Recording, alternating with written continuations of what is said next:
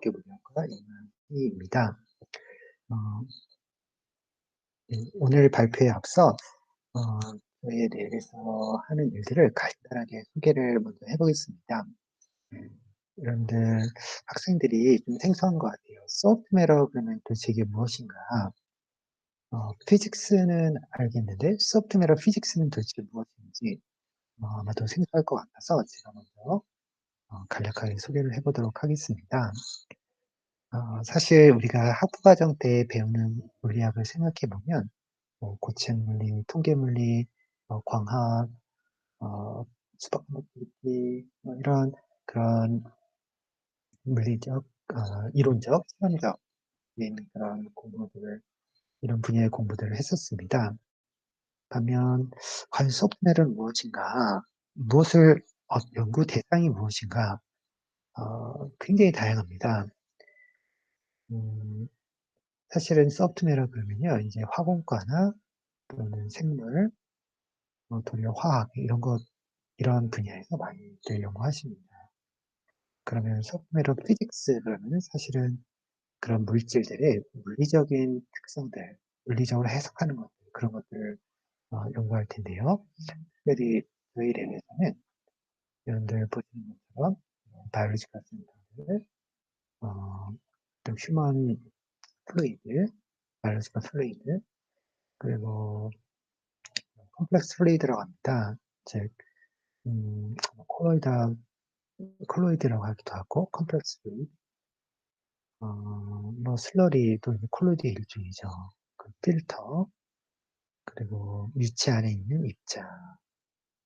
소프트 솔리드라고 좀 거창하게 표현했지만, 이것은 이제 저희 그 OLED 샘플 인증하는 그런 프로젝트이거든요.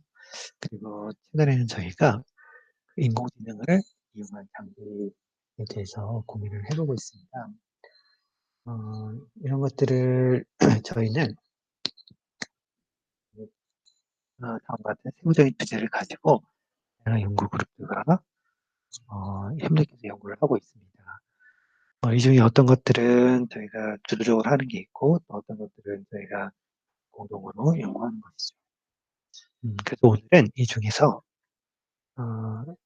마이크로 레오미터 그러면 또 처음 들어본 걸 거예요.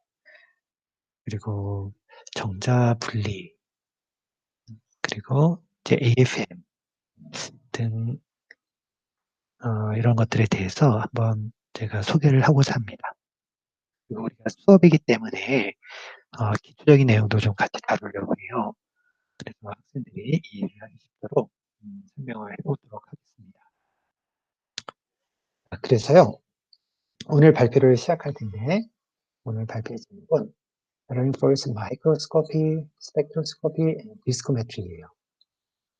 여러분들 AFM은 어디선가 다들 들어보지 않았을까 싶습니다. AFM, 약자로 AFM. 마이크로스코피 그러면 현미경이죠. 현미경으로 관측하는 연구고, 스펙트로스코피는요, 이제 분광학이라는 그런 용어를 여러분이 익숙할 텐데, 여기서 말하는 것은 폴스 스펙트로스코피입니다. 즉, 힘을 분해해서 측정한다는 그런 뜻이고, 디스크메트리는 액체의 점성을 측정하는 그런 힘을 뜻입니다. 우리가 원자핵 현미경을 알겠는데, 힘을 또 분해해서 측정한다. 알겠는데, 갑자기 또 웬 액체냐? 네, 그럴 수 있습니다. 그래서 이 연관성에 대해서 제가 앞으로 설명을 해보도록 하겠습니다. 그래서요, 오늘 다룰 내용은 크게 세 가지입니다. 원자핵 현미경, 그리고 원자핵 현미경을 가지고 어떻게 오퍼레이션을 하는지, 이런 실험적인 부분인데, 다른 의미에 대해서 우리가 한번 알아보고, 또 우리가 이런 원자핵 현미경을 가지고 어떻게 연소물질을 연구하는지, 그 연구들을 한번 소개해 보도록 하겠습니다. 자, 첫 번째로, 포텐셜스 마이크로스코피입니다. 여러분들, 히스토리에 대해서 제가 잠깐 언급을 할 텐데요. 원자핵 현미경이라는 것은 원자 힘이니까 원자 힘을 이용해서 그, 그 원자들을 볼 수 있다라는 그런 뜻입니다. 그런 장비이죠. 그러나 사실 이게 처음 발명되기 이전에 STEM이라는 것이 먼저 발명됐어요. STEM이 먼저 그 원자 세계를 이미징할 수가 있었습니다. 스캐닝 터널 마이크로스코피로서 1981년도에 개발이 되었어요. 그리고 그로부터 5년 사이에 STEM이 전 세계적으로 퍼져나갑니다. 그리고 정말 이런 나노 세계, 원자 세계에서 물체 형상을 이렇게 리얼 이미지로 보여주는 리얼 스페이스 이미지.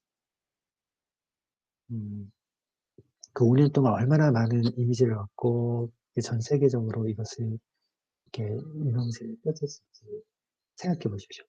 그로부터 5년 후에 그 SM으로 노벨상을 받게 됩니다. 5년 만에 노벨상을 받은 거죠. 그 노벨상 받는 해에 이 SM의 발명자들이 AFM을 또 만들어요. SM은 컨덕터만 볼 수 있지만 AFM은 이제 다 볼 수 있는 거예요. 그 중에 이 발명자 중에 한 분이 걸드빈이라는 사람인데 저는 이분을 잘 모르지만 이분의 제자를 만난 적이 있어요.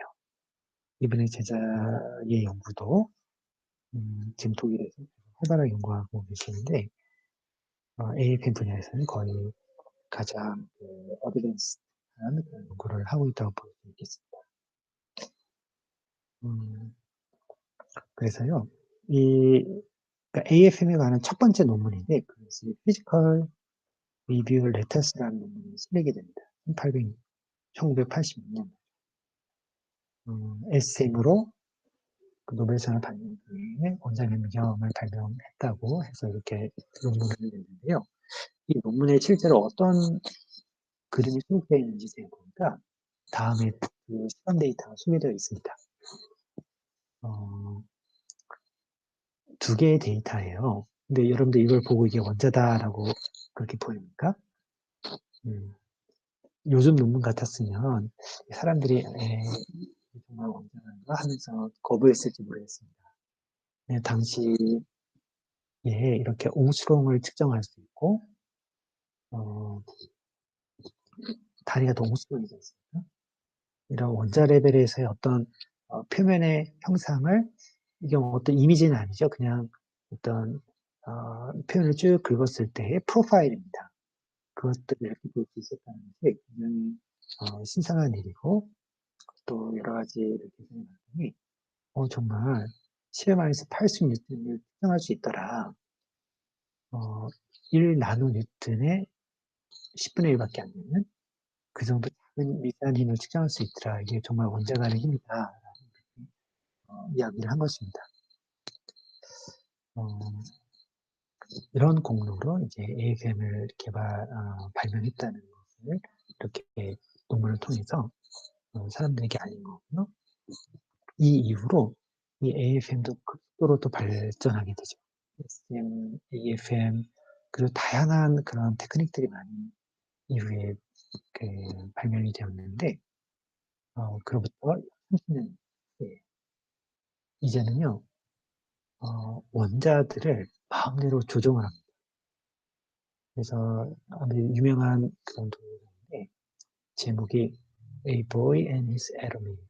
그리고 The World's Smallest Needle. 그러니까 스몰리스트라는 뜻이 정말로 이게 보이는 지금 점 하나하나들이 다 원자입니다. 정확히는 이제 CO 몰레큘이라고 해요. CO 몰레큘 한번 보시면서 잠시 우리 세상에서 가장 작은 영화를 감상해 보도록 하겠습니다.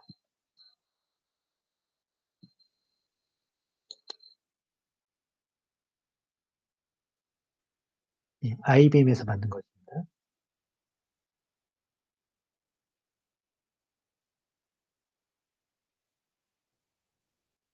그 원자 하나하나를 실제로 움직여가면서 이렇게 찍은 거예요.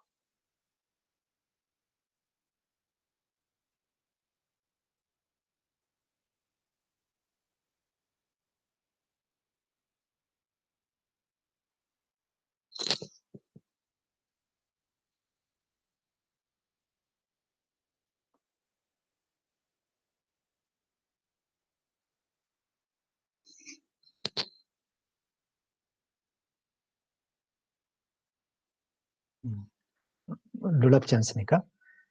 그러니까 표면에 있는 CO 몰레큘을 이렇게 움직여가면서 한 번 움직여 놓고 그걸 또 전체를 스캔하고 또 움직이고 또 전체를 스캔하고 그래서 그 스틸 컷을 쭉 연속적으로 보여주고 있는 거죠.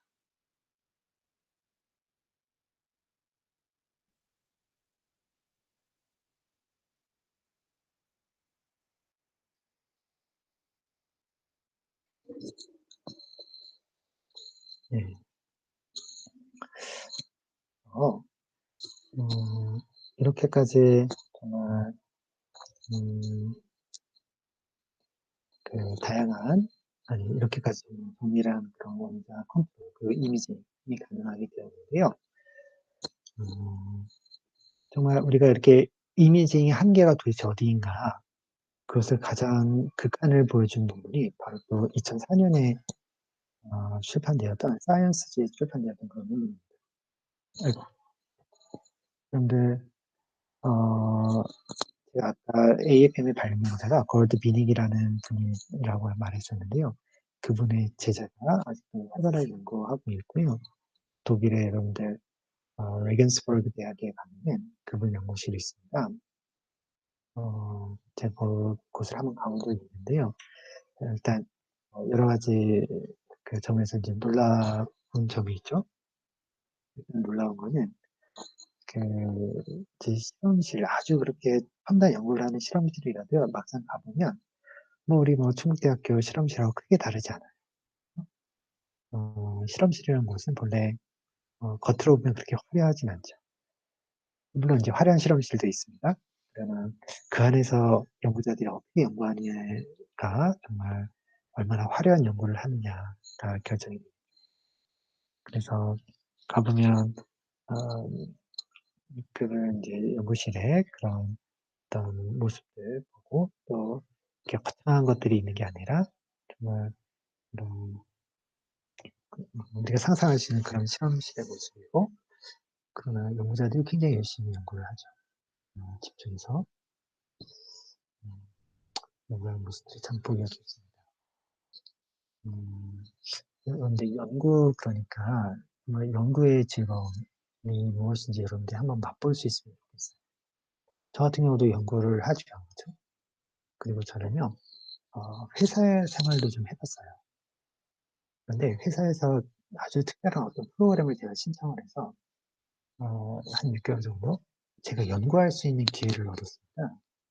그런 게 정말 흔치 않거든요.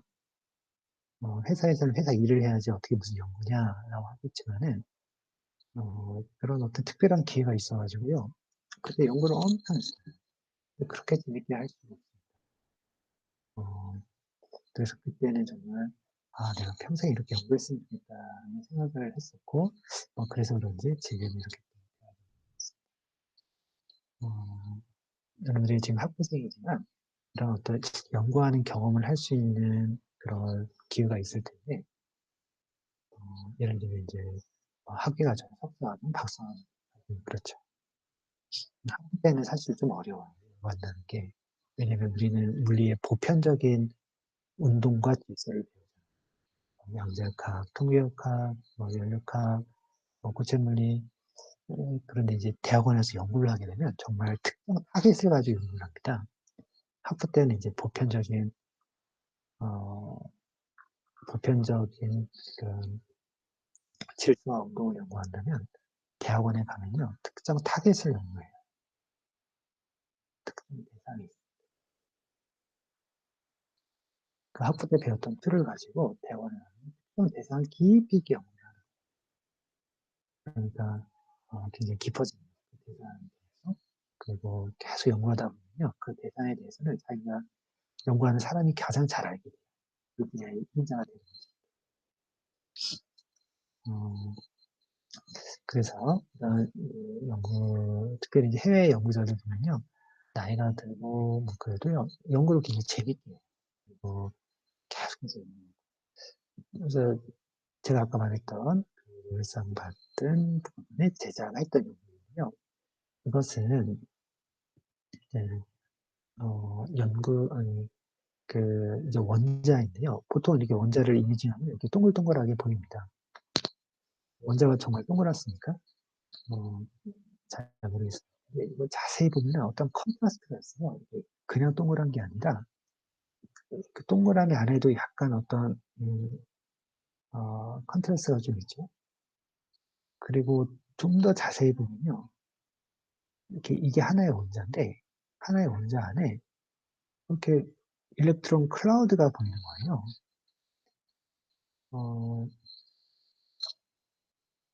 그래서 이렇게 이걸 이제 해석을 어떻게 하냐면요. 표면은 그래파이트입니다. 그리고 팁은 텅스텐 팁이에요. 본래 AFM 팁이 어떻게 생겼습니까? 캔틸레버가 이렇게 있고요. 샘플이 있죠. 이 팁이고 이건 샘플입니다. 팁과 샘플 사이 상호작용을 가지고 이미지를 하는 건데 팁을 텅스텐 팁을 썼단 말이죠. 텅스텐 원자는 굉장히 커요.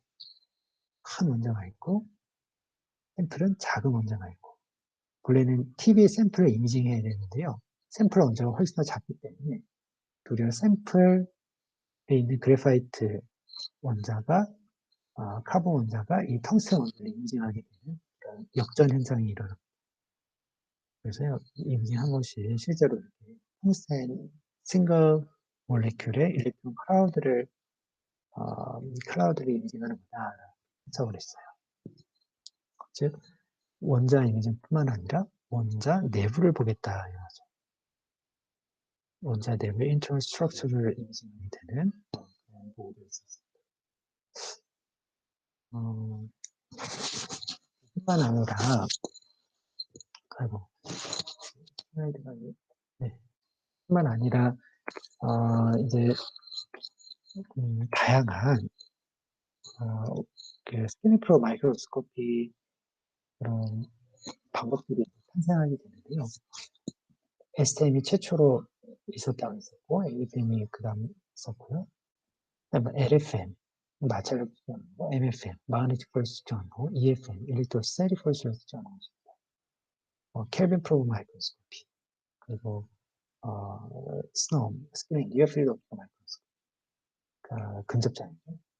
그리고 펄스 스펙트로스코피 방법을 가지고 있었고, 리소라피도 AFM 가지고 해요. 컨덕티브 AFM. 그러니까 다양한 그런 프로 테크닉들이 나오게 되는데 그 근간이 바로 STM과 AFM이었습니다. 이 각각을 우리가 다 보진 않을 거지만 몇 가지를 한번 보려고 해요. 먼저 컨덕티브 AFM을 볼게요. 기존 AFM은요, TV 샘플을 그냥 이미징하는 거거든요. 근데 거기에 전도성 캔틸레버를 쓰고 팁과 샘플 사이에 전압을 걸어요. 그러면 원자 간의 힘을 가지고 이미징도 하지만 동시에 이 전압을 가하니까 전류가 그 표면의 전도율에 따라서 전도율이 높으면 제 전류가 많이 흐르는 거, 전류가 작게 흐르는 거, 전류의 컨트라스트를 만들어내게 됩니다. 즉 표면의 저항 또는 컨덕턴스를 이미징하게 되는 것이죠. 그래서 이런 이제 그 겉으로 보면 포포라피는 이렇게 전극이 이렇게 다 있는 걸로 보이지만 인증을 해보니 정말 살아있는 전극은 두 개밖에 없다. 나머지는 전류가 다 안 흐르더라. 그런 뜻입니다.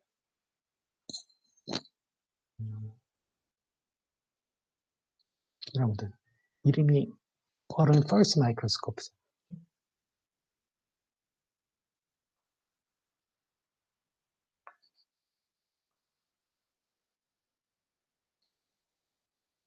생각해 보세요. 에르니 펄스면 실제 원자 간의 힘을 측정할 수 있어야 되지 않습니까? 에르니 펄스를 디텍션하는 것과 그것을 정량적으로 측정하는 것은 다른 이야기예요. 원자 간의 힘을 잘 디텍션해서 센시티브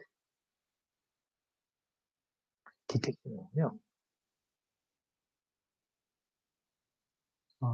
퀀터티브 매저는 좀 다른 이야기예요.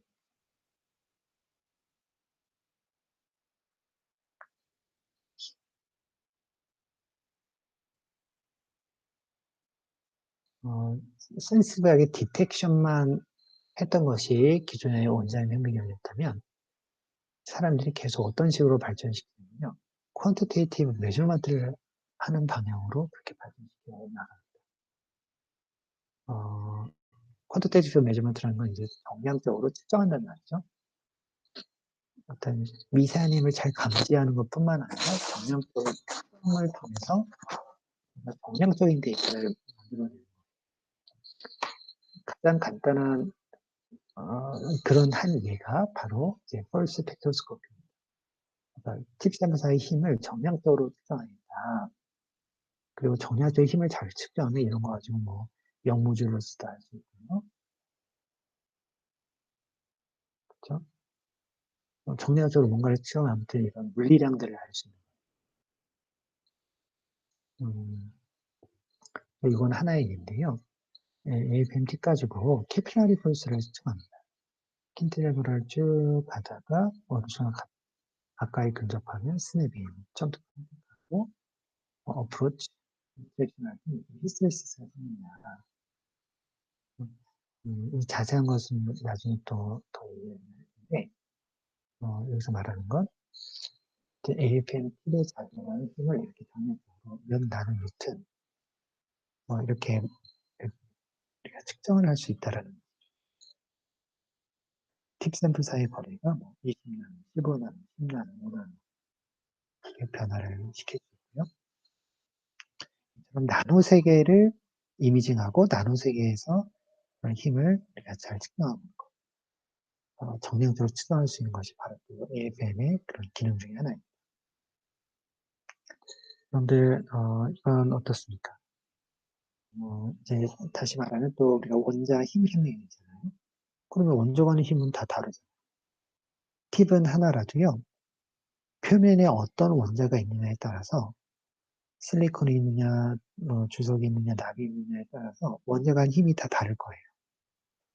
보통은 스캐닝을 쭉 이렇게 표면을 스캐닝하지만 이 연구 같은 거는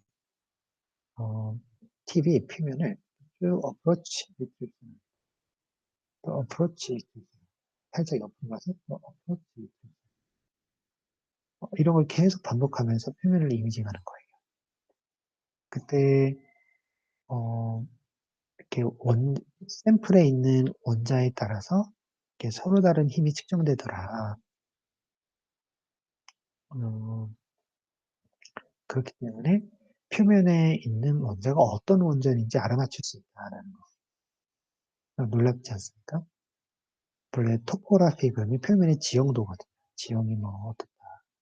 내 표면에 어떤 원자가 있는지를 알 수 있다는 거. 왜냐면 원자 간의 힘을 정량적으로 측정하니까 원자에 따른 힘이 다를 것이다라는 그런 가정을 가지고 사람들이 시도해 보니까 정말로 이렇게 원자별로 힘이 다르고 그거 가지고 샘플 표면에 있는 원자가 어떤 원자인지 알아맞힐 수 있다는 이 연구는 일본에 있는 모리타 교수님, 지금 은퇴하셨습니다. 제가 모리타 교수님을 뵌 적이 있는데, 이분도 굉장히 학자적인 분이시죠. 경험하시고, 그러나 이제 연구에 있어서는 또 활발하게, 그래서 이분이 NCAF라는 학회를 만들었어요. 이 학회에 가면요, 이게 Non-Contact Autoinverse Microscopy라는 학회인데요.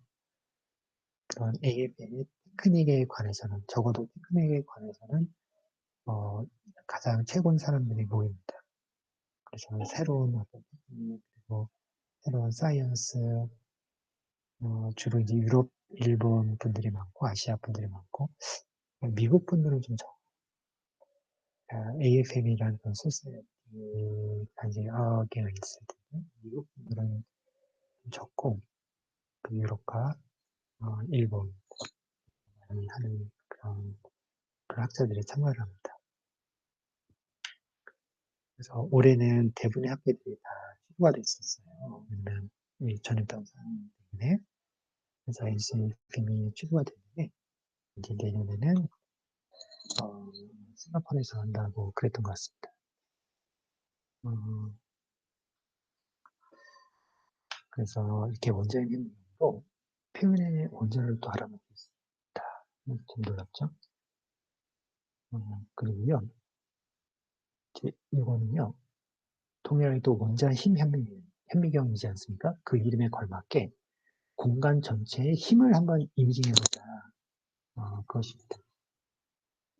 3디멘전을 force field를 이미징하자. 굳이 왜 TV 샘플 사이에 가까이 가져갈 필요 있느냐. 그냥 샘플이 어쨌든 팁과 샘플 사이에 상응하는 힘이 있으니까 멀리서부터 이미징이 되지. 뭐 이런 거죠. 여기 보면은 그래서요. 샘플 표면이 바닥이고요. 표면에서 멀리 떨어져서 이미징을 합니다. 쭉 그냥 이미징을 해요. 멀리 떨어져 있으면 아무것도 안 나타나요. 근데 점점점 다가갈수록 뭔가 표면의 이미징, 표면의 이미지의 컨트라스트가 생기는 거죠. 그리고 아주 가까이 가면 정말 원자들이 이제 하나씩 하나씩 보이고. 그러니까 멀리 있으면 힘이 작기 때문에 평평한 거고요. 가까이 가져가면 이제 원자 간의 힘이 뚜렷하게 보이는 거예요. 그런데요, 이런 실험이 굉장히 어렵습니다. 왜냐하면 이런 나노스케일로 이렇게 이미지를 수십 장 얻어가지고 이렇게 쌓는 게 이게 보통 어려운 일이 아니죠. 여러분들 가만히 정지해 있는 게 세상에 있습니까? 여기 이제 이미징 하려고 샘플을 갖다 놔. 그리고 여기는 팁을 준비했다. 팁의 샘플을 이미징을 해야 되는데 한 장 이미징을 하고 한 표면을 이미징하고 조금 더 다가가서 그 다음 표면을 이미징하고 더 다가가서 그 다음 표면을 또 이미징하고 굉장히 어려워요. 왜 어렵냐면 이미징 하는 사이에 점점 드리프트가 생겨요. 드리프트라는 것은 서서히 이렇게 표면이 왜곡되는 거예요. 대표적인 게 서멀 드리프트죠. 온도 변화에 따라서 모든 물질은 팽창하고 수축하고 먹히고 나노세계에서 보면 정말 난리가 나요. 그래서 이런 이미징 할 때도 보면 이렇게 현장 한 장 나는 똑바로 수직으로 내려가면서 이미징 한다 할지라도 이게 이제 이렇게 왜곡이 드리프트가 생기고 드리프트를 계속 컴pen세이션 해줘야 됩니다.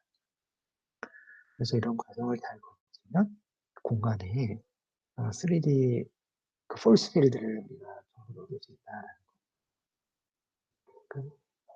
이 드리프트를 최소화하기 위해서 얼마나 많은 노력을 했을까요? 제가 사실은 이 연구를 했던 그 실험실로 가봤습니다. 그러니까 그 NCAFM 커뮤니티가 그 주로 유럽과 일본에 있다 했었는데요. 유일하게 미국에서 연구하시는 분이 있어요. 그 예일 대학에 가면은 그 슈라츠 교수님이 있어요. 제가 거기에도 아메리카 교수님 뵌 적이 있습니다. 직접 그 대학을 가본 적이 있어요. 그래서 이 연구를 할 때 제가 갔을 때 네, 그분이 그러세요. 이제 어떤 실험실로 가는데 실험실이 어떤 큰 건물에 지하 2층이었나요? 3층이었나요? 그렇게 있어요. 땅속으로 쓱 들어가는 거예요. 왜냐하면 모든 진동을 최소화하기 위해서. 그리고요, 실험실 문을 열고 들어가면 그 안에 또 문이 하나 더 있어요. 그러니까 이중문인 거죠. 문이 있고 들어가면 또 하나 방이 있는데 거기도 문이 있어요. 여기는 이제 사람이 못 들어가는 거예요. 여기는 장비가 잘 모셔져 있는 사람 내부에서 다 컨트롤하는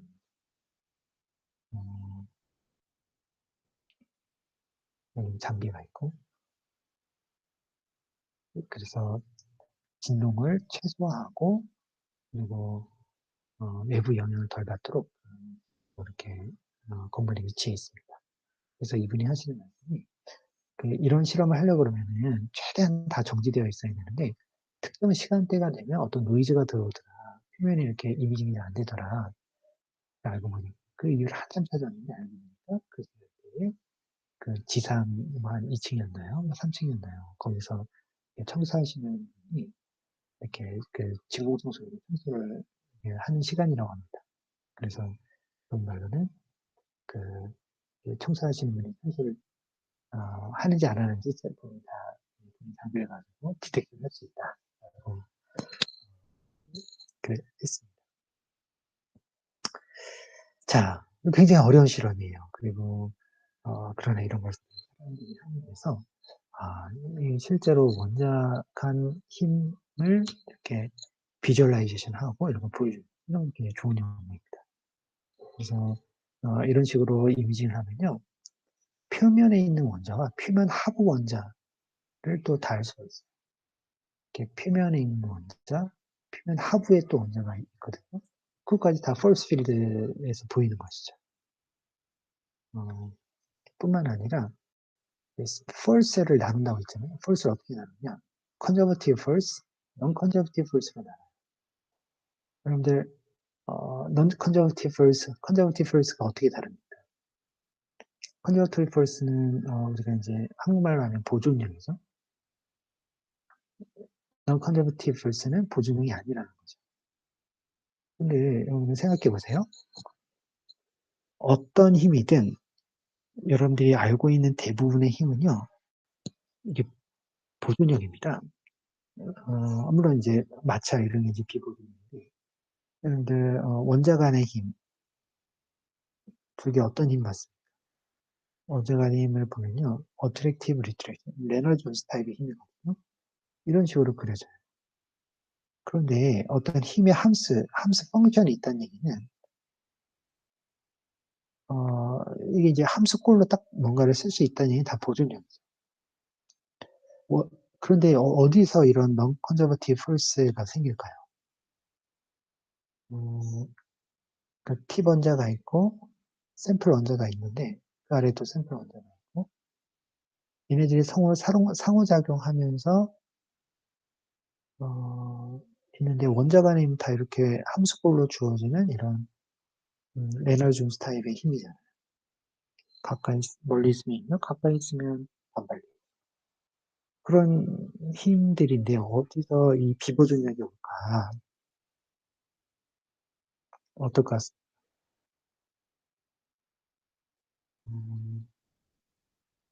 그러니까 이미 우리가 AFMT과 조사를 해보면 이런 에너지 손실이 있고 에너지 손실이 과연 어디서 올까?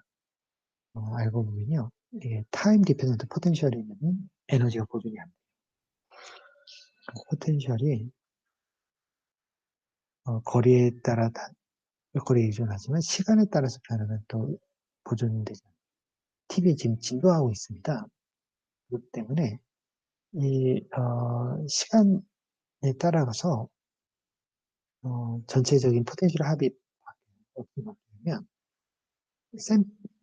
샘플 TV 표면에 가까이 갈 때와 멀리 떨어졌을 때 샘플 표면이 바뀝니다. TV 아주 가까이 있을 때는요, 이렇게 샘플이 살짝 원자들이 팁 쪽으로 더 올라오고요. TV 아주 멀리 있다. 그럼 다시 평평해져요.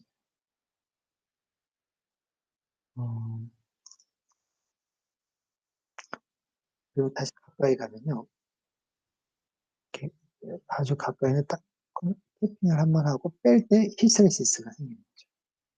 이런 히스테리시스, 다가갈 때 그리고 나올 때 경로가 다르게 나와요. 그 펄스 히스테리시스 때문에 그 거꾸로 가면 또 시간에 의존한 포텐셜이고 그래서 이런 에너지 손실이 생깁니다. 나노 세계에서 또는 원자 세계에서 에너지 손실 이런 거를 또 사람들이 많이 했어요. 다양한 메커니즘이 있다라는 것을 얘기를 했었습니다. 여러분들 리소그라피가 무슨 뜻입니까? 리소그라피는 표면에 뭔가 형상을 만드는 거예요.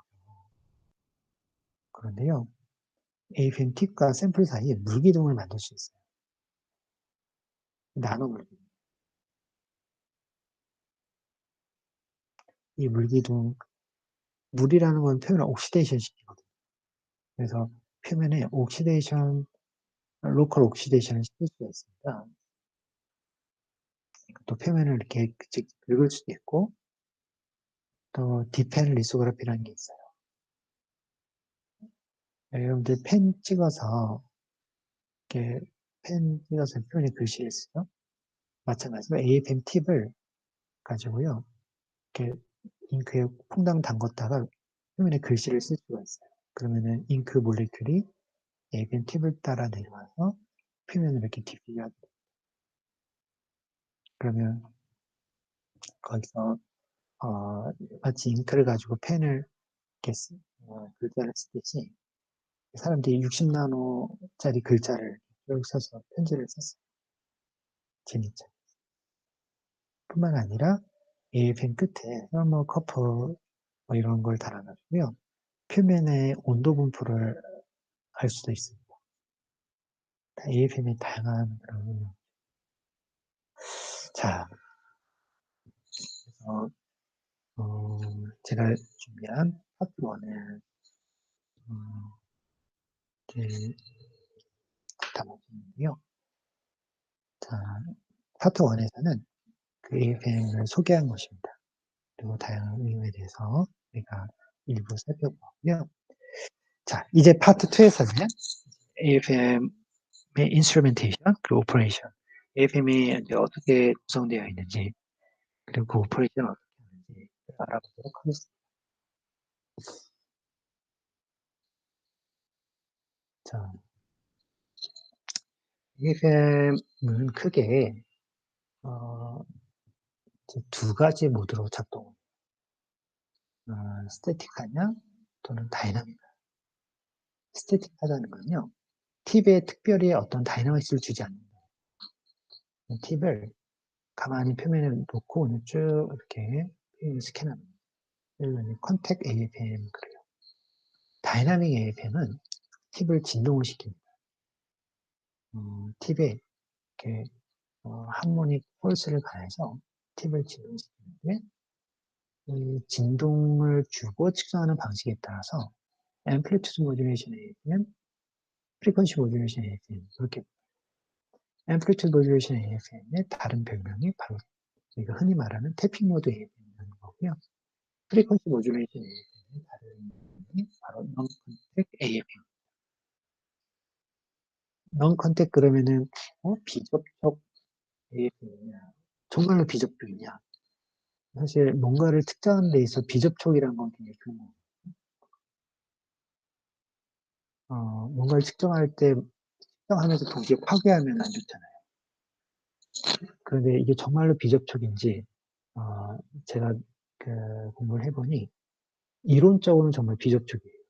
프리퀀시 모듈레이션 방식으로 구동을 하면 팁 샘플 사이가 절대 닿을 리가 없습니다. 그러나 실제 상황은 이론하고는 좀 그래도 이 태핑 모드에는 명백히 태핑한다는 그런 그 수학적인 풀어보면 그렇게 나오고 이론적으로 풀어도 그렇고 프리퀀시 모듈레이션은 실제 풀어보면 정말 보통 우리 과에서 AFM을 몇 대 가지고 있는데 다 가지고 있는데 이제 우리 삼성에서 컴퓨터 모드 대학원이나 다양한 데서 할 수가 있어요. 스태틱 AFM이 어떻게 구성되어 있는지 한번 살펴보도록 하겠습니다. AFM 장비라고 했을 때 굉장히 크고 복잡해 보이는데 AFM은 이렇게 딱 두 가지로 헤드와 스테이지입니다. 헤드 부분에서는 레이저, 캔틸레버, 포지션 센시티브 디텍터, 포토 디텍터가 있고 그 시그널을 프로세싱을 하고 그리고 샘플 부분에는 이렇게 스테이지가 있고 샘플이 있는 건데 그 피드백 회로가 있습니다. 피드백 회로 혹시 익숙합니까? 피드백이라는 거는요, 어떤 특정한 조건을 계속 맞추면서 스스로 구동하는 거예요. 그런데 그 에어컨 온도 설정을 하면 그 온도에 맞게 계속 구동하죠. 온도가 낮아지다 그러면 에어컨을 더 가동을 하고, 온도가 그러니까 온도가 높아졌다 그러면 이제 가동을 해서 온도를 낮추고. 그리고 에어컨 온도가 너무 낮아졌다 그러면 이제 동작을 스스로 멈추죠. 그런 것처럼 AFM에서 피드백이라는 것은 스태킹 모드에서는 캔틸레버 디스플레이스먼트를 일정하게 해주도록 피드백을 하는 겁니다. 스테이지 오르락내리락 합니다. 우리가 이제 장비나 이런 교육할 때는 이거에서 보다 자세히 설명을 하는 게, 우리 강의는 지금 이런 기본적인 것을 어느 정도 배우고, 그 다음에 어떤 사이언스가 있는지 알아보기 위함이니까 자세한 그런 그 장비 자체에 대한 설명은 잘 건너뛰도록 하겠습니다. 다이나믹 모드 AFM, 그 중에서 특별히 이제 해피 모드 AFM은 조금 더 복잡하죠. 그러나 여전히 헤드와 스테이지 부분으로 나눠져 있고, 헤드는 이제 다이나믹이니까 피에조 스틱을 붙여서 캔틸레버를 이렇게 진동시켜요. 그리고 레이저에서 빛을 쏘고 포토 디텍터에서 빛을 받고, 그걸 통해서 앰플리튜드 정보를 나눠서 또 피드백으로 스테이지를 이제 위아래로 스캔까지 하려고 그러면 이제 X, Y, Z 다음. 이것이 바로 다이나믹 모드의 AFM의 기본 구성이고요. 자, 이런 거 오퍼레이션은 어떻게 하는가? 오퍼레이션은 CCD 모니터를 보면서 먼저 캔틸레버에 레이저를 정확히 잘 맞춰야 됩니다. 그리고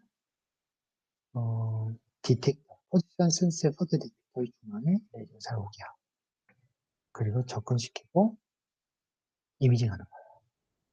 팁을 샘플펜에 가져간다. 가져간다는 게 어느 정도로 가져가냐면요. 원거리, 적어도 1cm 이상 떨어진 거리에서 수 나노까지 접근해야 돼요. 1cm에서 접근을 해서 적어도 10나노까지. 그럼 이제 1cm에서 10나노까지 접근시킬 수 있어요. 절대 부딪히면 안 돼요. 부딪히는 순간 팁이 찌그러집니다. 샘플도 찌그러질 거고. 이게 가져간다는 게 보통 어려운 기술이에요. 그래서 AFM 오퍼레이션 하다 보면은 가져가는 거에 실패를 해서 뭐 팁도 망가지고 샘플도 망가지고 이미징을 했더니 뭐 이미징이 안 나와요. 그러고 그래서 가져가는 걸 굉장히 어렵고 이런 걸 하는 기술들이 있습니다. 캔틸레버 팁은요, 이렇게 겉으로 보면은 3.3mm, 0.3mm 이런 어떤 판에 어떤 레버가 이렇게 있고요. 그 아래 살짝 팁이 있는 거예요.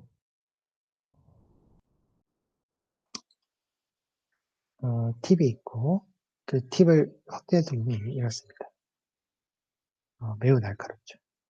한번 팁 끝부분 반경이 다이아미터가 약 20나노 정도.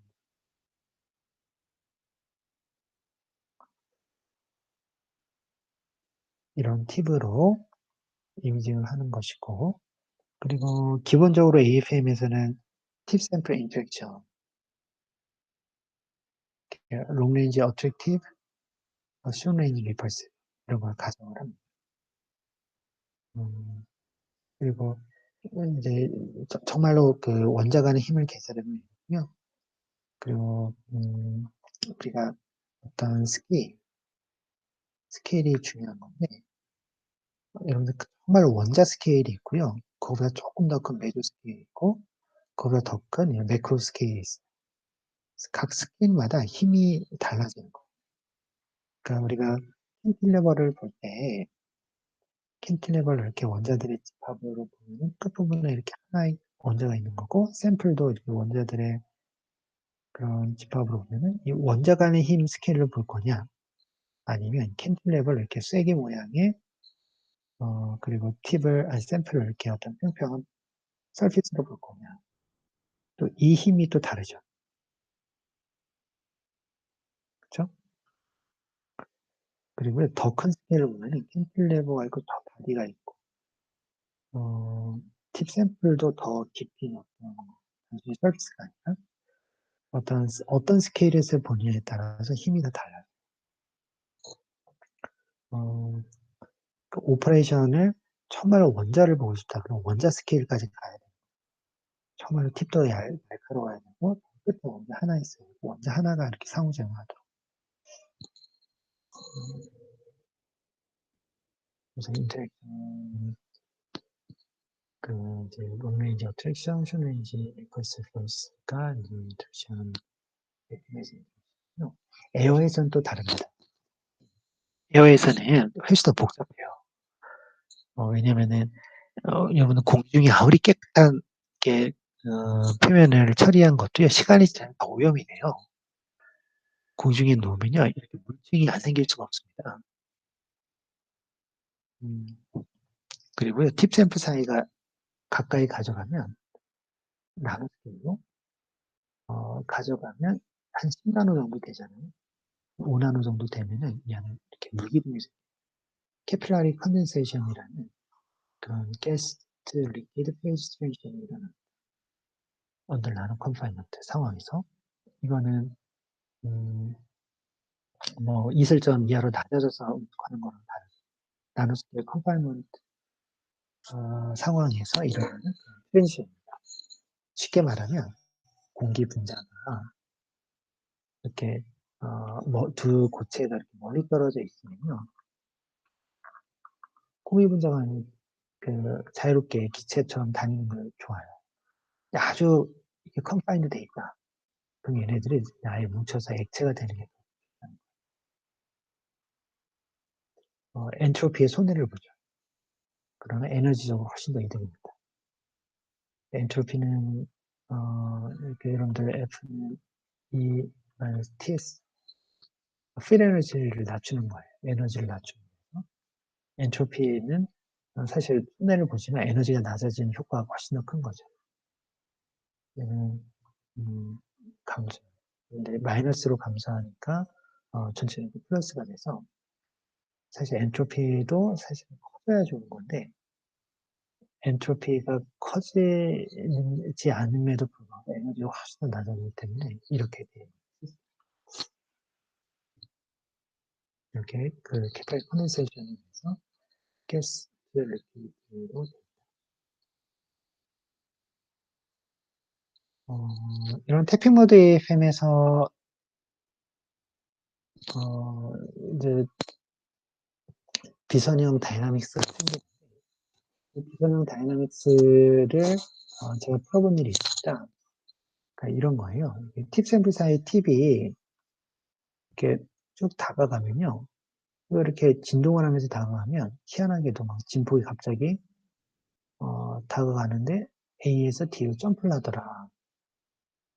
페이즈가 갑자기 A에서 D로 점프를 하고 또 후퇴를 하면은 C에서 B로 또 점프를 하고 이런 운동의 스테이트가 확 바뀌는 그런 현상이 일어나는데 이런 비선형 다이나믹스가 있기 때문에 AFM 이미지가 굉장히 왜곡됩니다. 여러분들이 보는 것처럼 여기 보면 봅시다. 이미지가 어때요? 처음에 잘 나오다가 뭔가 이렇게 줄이 찍 가고 나중에 또 이렇게 되고 이게 이제 앰플리튜드가 이렇게 가다가 뭐 이렇게 점프하는 게 비슷한 현상이고 그러니까 피드백 일정한 앰플리튜드를 이 정도 유지를 하면 좋은 건데 앰플리튜드 피드백 막 이런 데 건다. 그럼 그때 가능한 힘이 두 가지가 나오죠. 13. 그러니까 지축이 왔다 갔다 흔들리는 거예요. 이 피드백 이야기를 하게 되면 이제 좀 더 복잡해지는데, 그 앞서서 제가 좀 건의했죠. 그래서 여기서 말하는 거는 이제 비선형 동력화 때문에 앰플리튜드, 이미지가 이제 안 좋아진다.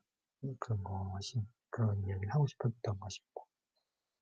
그래서 이런 걸 잘 알려면, 그래서 피드백, 앰플리튜드, 셋 포인트를 잘 교정해야 돼요.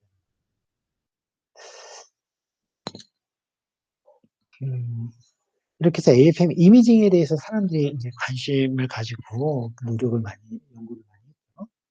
그런데, 앞서 우리가 파트 1에서 이야기했던 것처럼 이제 실제 어토인 폴스 마이크로스코피라면 어토인 폴스를 정량적으로 측정하고 할 수 있어야 되는 거 아니냐. 왜 센시티브 디텍션에만 만족하냐. ኳን티테이티브 메저먼트를 해보자라는 그런 연구를 2000년대 초반부터 사람들이 많이 했어요.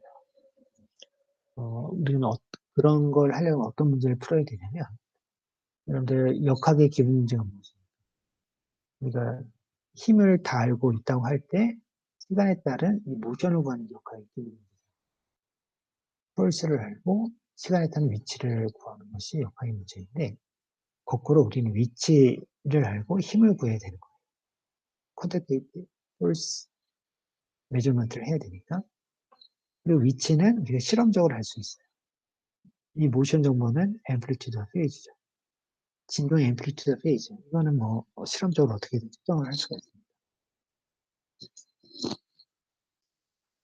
그래서 이렇게 이런 문제를 제가 풀어보고 사실 이제 제가 풀었던 문제인데 제가 박사과정을 처음 시작하고 제가 이제 석사 때는 이론을 했었기 때문에 박사 때 와서 실험을 하는 게 굉장히 어려웠어요.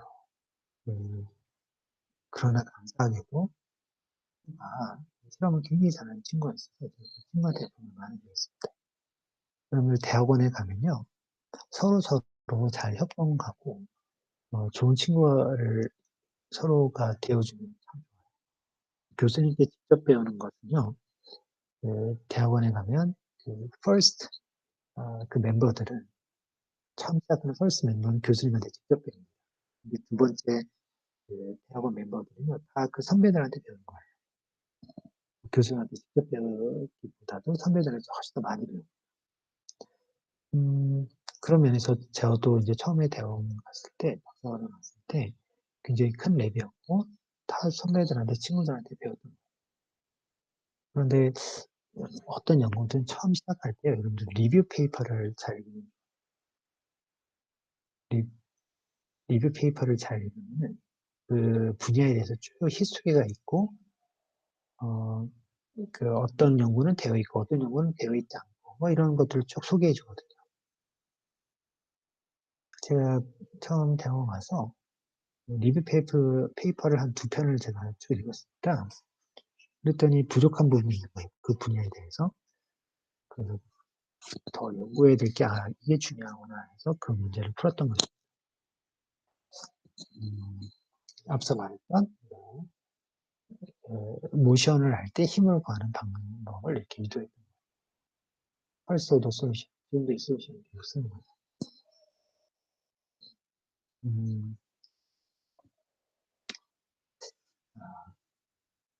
그래서 시간이 되면,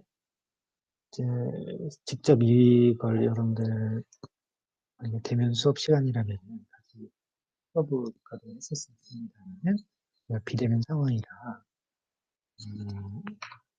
그 외부 상호작용을 이렇게 유도하는 거. 저희가 이제 연구할 때 많이 쓰는 건데, 직접 그냥 우리가 손으로 풀 수 있어요. 앰플리튜드와 페이즈를 할 때 어떻게 외부 상호작용의 탄성 성분이 어떻게 되는지, 대비 성분이 어떻게 되는지, 에너지 디스플레이션이 어떻게 되는지, 앰플리튜드고 페이즈 정보를 알면 다 구할 수 있다는 것입니다.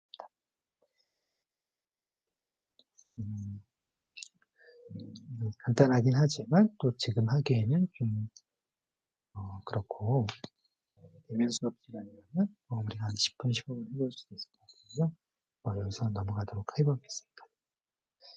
자, 이렇게 해서 파트 2를 마쳤어요.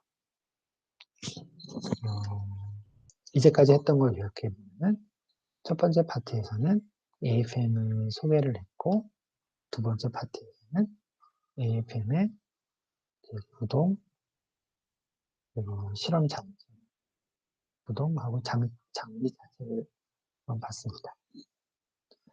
자, 이제 우리가 이제 AFM을 이해했다고 우리가 이제 보는 거예요. AFM이 뭐고, AFM이 실제로 어떻게 장비가 구성되고, 그러면 이제 세 번째로 뭘 해야 되느냐? 이제 스터디 해야죠. 연구해야 됩니다. 특별히 제가 있었던 소프트웨어 연구를 소개하도록 하겠습니다. 음, 자, 사람들이 고체가 벌크에서 나노로 작아질 때 일어나는 새로운 현상들에 대해서 많이 연구를 했었어요. 그래프에서 나타나는 거의 빛의 속도에 가까운 일렉트론 모빌리티, 그리고 나노 와이어의 컨덕턴스가 디스크리트, 또 콜로이드의 색깔이 골드 나노 파티클의 색깔이 스피드에 따라 다르다. 그런 것처럼 리퀴드도 다른 스케일로 가면은 벌크와는 다른 새로운 성질이 나타날 것이다. 이런 기대감을 가지고 우리가 어, 자, 그래서 뭐 결론부터 이야기를 하면요. 벌크에서 나노로 갈 때 점탄성이라는 것이 생겨요. 왜 그런지 우리가 어떻게 실험을 했는지 알아. 보통은 이런 캔틸레버 베이스드 AFM을 쓰는데요. 캔틸레버를 가지고 이런 리퀴드를 연구하기 굉장히 힘들어요. 왜냐면 리퀴드는 힘이 강력해서 캔틸레버를 쉽게 휘어뜨리고 어, 그 굉장히 불안정한 시스템이 됩니다. 왜냐면 로우 스프링 컨스턴트, 그것도 굉장히 라지 앰플리튜드를 갖고 있어요. 그럼 이제 비선 현상이 생기죠. 넌리니어 다이나믹스를 피할 수가 없어요. 반면 우리는 굉장히 딱딱한 진동자를 씁니다. 하이 스프링 컨스턴트를 쓰고요. 그 대신에는 하이 퀄리티 팩터를 가져요. 그렇기 때문에 굉장히 또 센시티브합니다. 그럼 이는 스몰 오실레이션 앰플리튜드가 가능해요. 그러니까 모든 다 선형 다이나믹스로 우리가 고려해서 풀 수가 있다는 거예요. 선생님은 이제 문제가 쉬워지는 거예요. 저희가 만들었던 그 AFM입니다. 다 순수 만드는 거예요. 이거를 요즘에는 이제 쿼츠 튜닝포크 AFM을 팔기도 하는데 제가 써보니까 영 그렇게 또 좋지가 않아요. 그 상위 장비를 쓰면요, 이게 도대체 어떻게 돌아가는지 시그널이 뭔가 나오긴 나오는데 이 시그널 해석이 굉장히 어렵습니다. 이게 로 시그널인지 이런 건지, 그러니까 우리는 이제 이 튜닝포크의 진동을 정말 1나노로 하고 싶은데 이게 1나노가 맞는지 참 알기가 힘들어요. 그래서 우리는 직접 제작한 걸 쓰고요. 직접 제작한 걸 쓰기 때문에 이 세세한 걸 우리가 다 알고 있고 그렇기 때문에 분석을 할 수가 있는 거예요. 다 만드는 거예요. 골드 팁도 다른 실리콘 팁도 붙여서 이런 APM 가지고 저희가 벌크 액체와 나노 액체를 실제로 측정을 해봤습니다. 아까 벌크랑 나노랑 어떻게 다르다 이야기를 했는데요. 이게 그 데이터. 벌크 액체를 시어링하면요. 이렇게 좌우로 흔들면 데이터가 이렇게 나와요. 이 시어 상호작용에 스프링 컨스턴트가 음의 값이 나오고 댐핑 상호작용이 양의 값이 나와요. 여기서 우리가 상호작용을 이렇게 상호작용 개수 K 이펙티브, B 이펙티브로 표현하는데 탄성 계수는 음수가 나오고 댐핑 계수는 양수가 나옵니다. 탄성 계수가 음수라는 게 여러분들 이해할 수 있습니까? 좀 이상하나? 반면 나노워터를 가지고 시어링 하면요. 탄성 계수도 0보다 크고 댐핑 계수도 0보다 큽니다. 도대체 이게 벌크랑 나노랑 지금 상호작용이 다르다는 거예요. 왜 이렇게 다를까? 한번 이걸 알아보자. 먼저 벌크에 대해서는 음의 탄성이 좀 이해가 안 되는 것 같았지만 우리가 잘 계산해 보면 음의 탄성이 맞아요. 자, 여러분들 물은 벌크물 이거는요 그 음의 탄성을 갖습니다.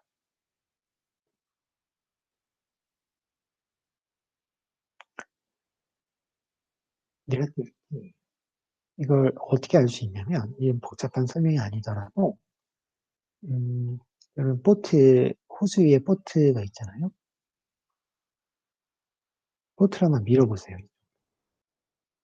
밀고 나면 이게 복원이 됩니까?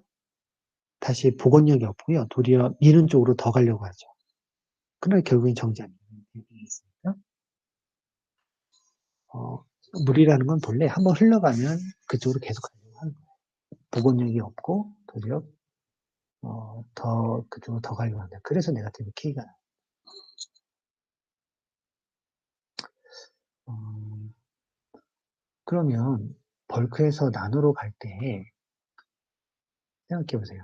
이런 하이드로다이내믹스를 풀어서 단순히 이 디멘전을 125 마이크로에서 100 나노까지 쭉 줄이고 물의 볼륨을 선형적으로 계속 쭉 줄인다 한들 이 부호가 바뀌겠습니까? 부호가 줄이고 그러면 디멘전을 쭉 줄이면 이게 부호가 바뀔까요? 그렇지 않죠. 뭐 댐핑은 바뀔 수 있을 것 같아요. 근데 댐핑이 바뀌는 것도 보면은 1.5에서 0.1이에요. 그렇게 많이 바뀌지 않아요. 10배? 어, 부피로 따지면 10의 마이너스 9승리터이고 나노 10의 마이너스 19승리터. 부피가 훨씬 더 작잖아요. 거의 눈에도 안 보이는. 그래서 이렇게 칼툰으로 바뀌고 있어요. 근데 상호작용의 크기를 보면 그렇게 차이가 10배밖에 안 나는 거예요. 도대체 이게 왜 그러냐. 이제 나노에서 특징이 있어서 정말 이제는 우리가 기계의 몰리큘 하나하나를 봐야 되는 건 아니냐. 그런 질문인 것입니다. 연구를 해보니까 먼저 탄성계수는요. 서비스 에너지 가지고 다 설명이 돼요. 여러분들 포텐셜을 미분하면 어떻게 되죠? 힘이 되죠? 힘을 한 번 더 미분해 보세요. 그럼 이제 그 힘의 탄성계수가 나옵니다. 그 힘이 이제 보존입니다. 서비스 에너지 가지고 하면은 탄성계수 0.6 실험 상황하고 거의 비슷합니다. 음, 반면 이제 댐핑 계수는 어떻게 될까? 물론 이제 실험 상황이랑 원기둥은 아닌데 조금 더 복잡한 이렇게 보면은 그래도 실험적인 값입니다. 댐핑 계수는 어디서 올까? 어, 우리가 연구를 해보니까 댐핑 계수는요. 요, 어, 컨택 라인에서 나오는 마찰이 있어요. 근데 컨택 라인에서 어떻게 마찰이 생기느냐. 이것은요, 마치 고체 표면에서 자 여기 고체 표면이 있고 캔틸레버 팁이 있다고 해요. 굳이 캔틸레버일 필요는 없어요. 그냥 고체 원자 두 개가 마찰을 일으킬 때, 이거 찍찍거리면서 이렇게 마찰을 일으키잖아요. 이거 원자 스케일로 보면은 고체 표면에 원자가 있는 거고요. 또 다른 원자가 이렇게 그러면서 이렇게 마찰을 일으키는 허핑. 음, 이런 스틱 슬립 모션, 스틱 슬립 모션. 그러니까 나노색의 액체에서도 이런 모션이 생긴다는 것입니다. 여기서 우리가 피닝, 디피닝 메커니즘이다. 고체에서는 스틱 슬립 마찰이고요. 물과 액체와 고체 사이에는 피닝,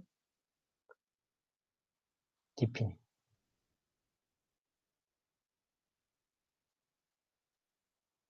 피닝, 디피닝 메커니즘가 나온다는 걸 우리가 밝혔고 그 증거로서 어, 컨택 라인의 벨로시티가 익스포넨셜하게 어플라이드 폴스와 관계가 있는데 익스포넨셜 함수 뒤집으면 이제 로그 함수가 되죠.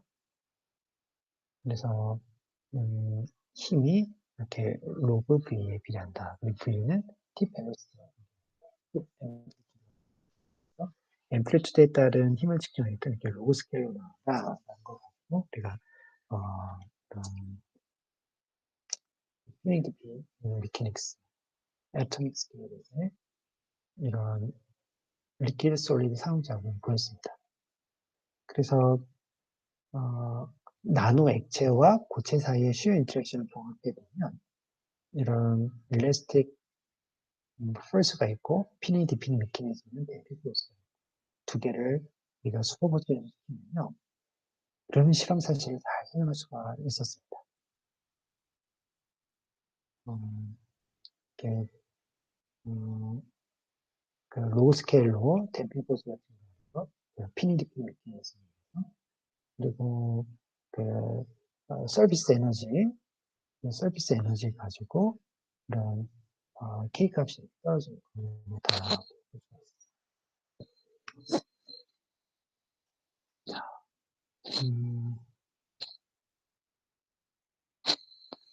결국 이런 액체와 고체 사이의 마찰이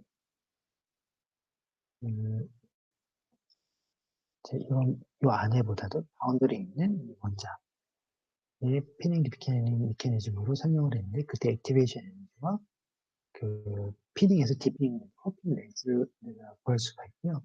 그걸 구하면 정확히 이게 그 물의 설비텐션하고 비슷한 것이 나온다.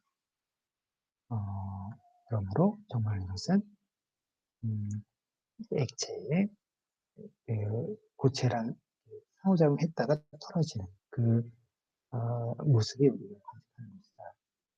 이런 몰레큘러 스케일에서의 액체로 우리 실험 사실을 잘 설명할 수 있다는 점에서 어떤 나노 스케일에서 나타나는 새로운 현상이다. 이렇게 보고를 했습니다. 그래서 벌크에서 나노로 갈 때 단순히 이게 사이즈만 줄인다고 되는 것이 아니라 벌크에서는 네비어스 스토크스 이퀘이션, 하이드로 다이나믹스를 풀어서 벌크 상호작용 다 이해할 수가 있고 피직스 자체가 바뀐다는 거죠. 나노 스케일은 이제 액체 피닉을 써야 제 상호작용을 기술할 수 있다라는 거죠. 자, 이제 더 나아가서 이제 파트 4인데요. 이게 이제 소프트웨어 연구의 연장선상입니다. 우리가 특별히 비스코메트리라는 걸 해볼게요. 그리고 레올로지라는 것이 있는데, 지금 이제 저희 학생들이 레올로지 비스코메트리는 거의 레올리 쪽으로 더 가야 돼요. 점성을 측정하는 거고요. 레올로지 그러면 어떤 유동성질 전반에 관한 측정입니다. 그런데 점성 측정 어떻게 합니까? 점성 측정은요. 이렇게 보는 것처럼 벌크 액체를 측정하는데 액체의 뭐죠? 이렇게 작은 액체는 측정하기가 어려워요. 특별히 저희들은 이런 작은 볼륨의 액체 중에 하나가 바로 우리 이제 이런 엔지니어링 플루이드 그런 것들이 다 부피가 작습니다. 근데 여기서는요 정자 솔팅 그런 방법 중에 하나인데 여기서 그 이제 점도를 높이면 높일수록 정자의 운동성이 바뀌는 것을 보았습니다. 그런데 이게 점도를 높였는데 점도를 얼마나 높였는지를 모르는 거예요. 그것을 저희가 직접 측정을 했습니다. 저희 측정 방법은 아까 벌크 액체에서 측정했던 것을 조금 더 잘 가다듬으면 이렇게 벌크 액체의 점도를 알 수가 있어요. 이런 방법을 쓰고 이 방법을 가지고 실제로는 어떻게 하냐면은 파이펫으로 정말 작은 볼륨의 액체를 표면에 그냥 떨어뜨려요. 팁을 쭉 접근. 그러면 브릿지가 나타나요. 그리고 이 브릿지의 상호작용을 되는 거예요. 여기서 나타나는 인터랙션이 있는데 인터랙션을 측정을 해서 특별히 이제 컨저버티브 펄스의 스핀 일레스틱 인터랙션을 이용해서 점성을 구할 수 있습니다. 이게 저희가 점성과에 쓰는 저희 셋업이에요. 이제 펑션 제너레이터가 있고 여기 이제 팁이 있고 여기 보는 팁과 샘플이 있습니다. 그 부분 확대하면 이렇게 되고요. 플레이드를 이렇게 마이크로소프트 위에 떨어뜨리고 팁을 덮어주면서 쉐어링하는 이런 방법으로 측정을 해보면 측정하는 방법이 저희가 이제 제시한 두 가지입니다. 모드 1 그리고 모드 2에 모드 1에서는 접근시키고요. 그러니까 증발을 스스로 하게 놔두는 그 시간이 이렇게 시간이 모드 2에서는 증발을 잘 안 하는 액체 넣었다 뺐다 어프로치 리프렉션 하면서 시그널을 계속 관측합니다. 진동의 앰플리튜드, 진동의 페이지를 보는 거예요. 이걸 가지고 실제 측정을 해보니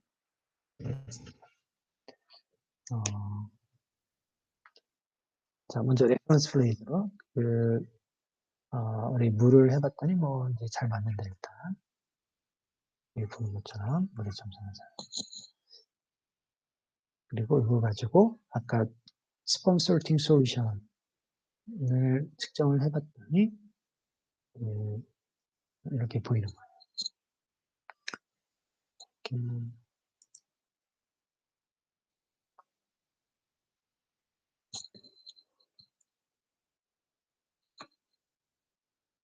그리고 그래서 우리가 측정을 해봤더니 이제 데이터가 이렇습니다. 스펌 솔팅 솔루션 실제 물의 점성은요 10의 마이너스 3승 물의 점도는요 10의 마이너스 3승 파스칼 세컨드입니다. 그냥 그 정도예요 지금 물보다 거의 100배 200배 그때 스펌의 운동 양상이 바뀌고 그리고 그래서 정확히 이제 어느 점성이 되면 스펌의 운동 양상이 바뀐다 이런 것들을 저희가 그리고 이 점성은 사실 휴먼 서비컬 무커스라는 나가서 이제 우리가 일렉트로 마이크로레올로지 하려고 그래요. 즉 전기장을 가하면서 어떻게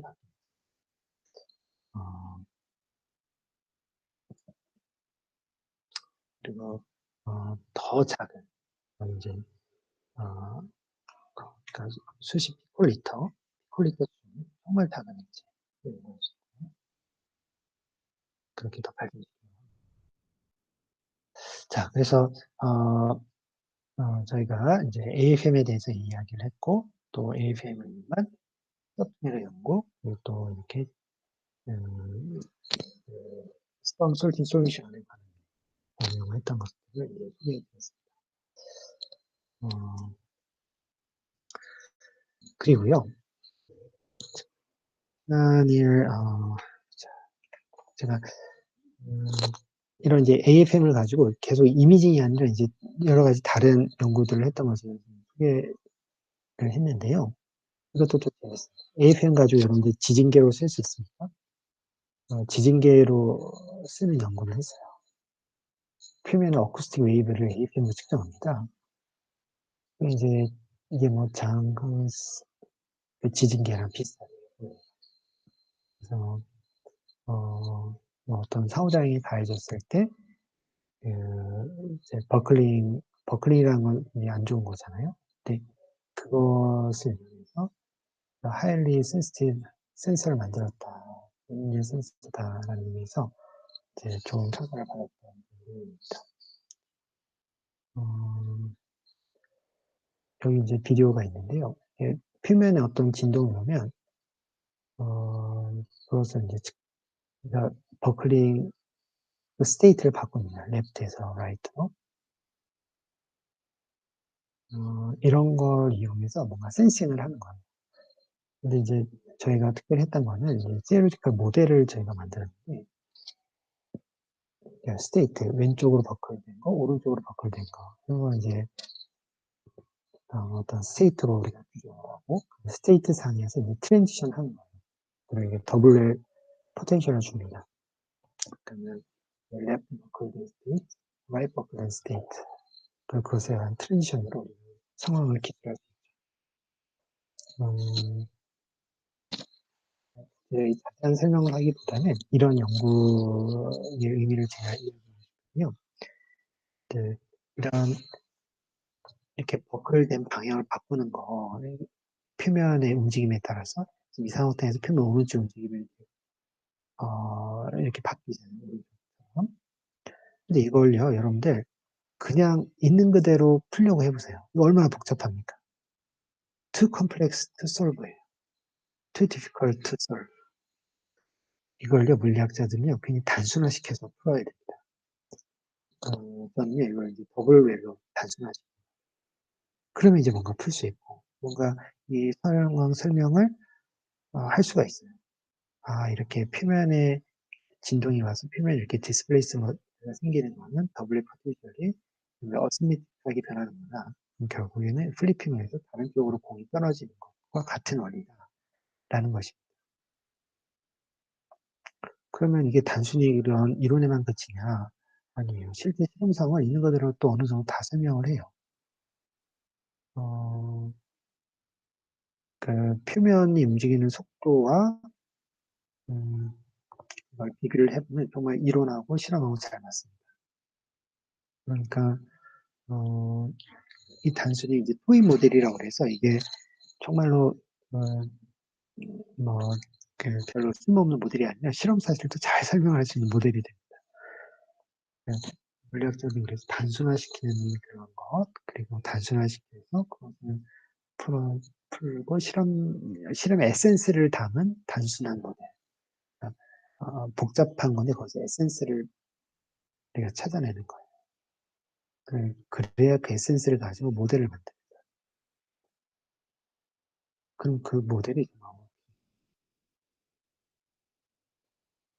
실험 사실을 잘 설명할 수 있습니다.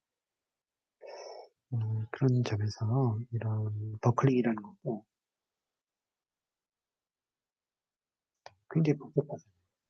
근데 여기서 에센스를 딱 꺼내서 모델을 만들고 원래 실험사에 설명을 하고 그럼 이제 좋은 연구가 되는 거예요.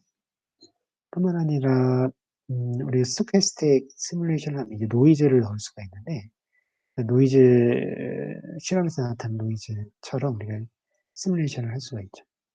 이렇게 스테이트가 변하는 것도 아니고 자,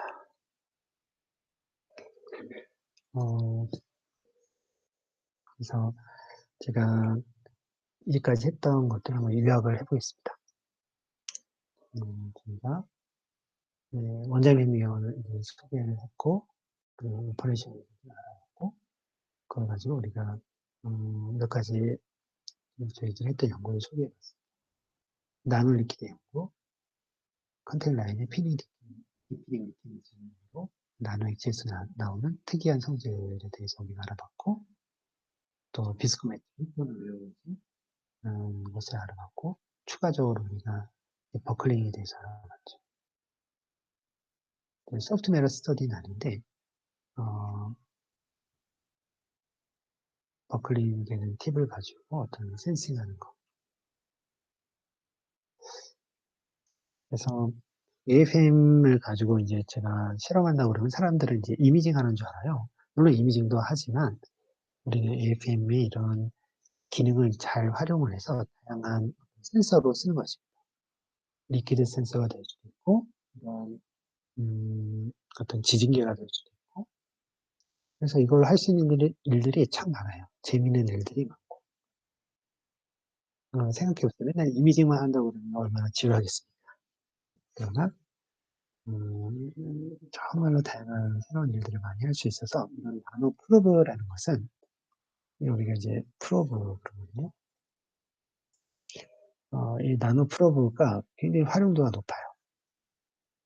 처음에는 이게 이미징 툴로 개발이 된 거죠. 처음에는 이미징 툴이었어요. 그런데 이것이 나중에는 퀀티테이티브 메저먼트 툴이 돼요.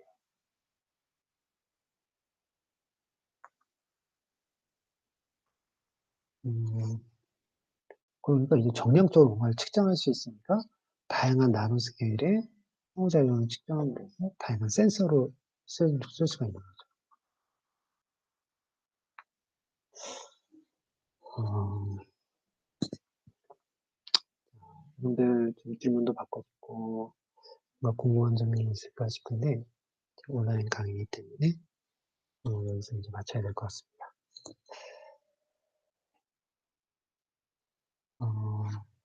추가적으로 더 질문이 있는 사람들은 저한테 이메일이나 제 방으로 찾아와요. 그리고 요즘에는 이게 이제 비대면 시대라서 도리어 더 온라인으로 만나기가 더 좋은 것 같아요. 또 서로 시간 맞추기가 좋고, 그리고 간혹 이제 그 연락하는 학생들이 있는데, 어, 사실 며칠 전에 받은 이메일에 아직 제가 답장을 못 하고, 그러나 우리가 랩 미팅을 목요일 날 5시 반에 하거든요. 그럼 뭐, 우리가 와서 한번 랩 미팅을 같이 참여해 볼 수 있습니다. 랩에서 어떤 일을 하고 있는지. 자, 오늘 수업은 여기서 마치도록 하겠습니다.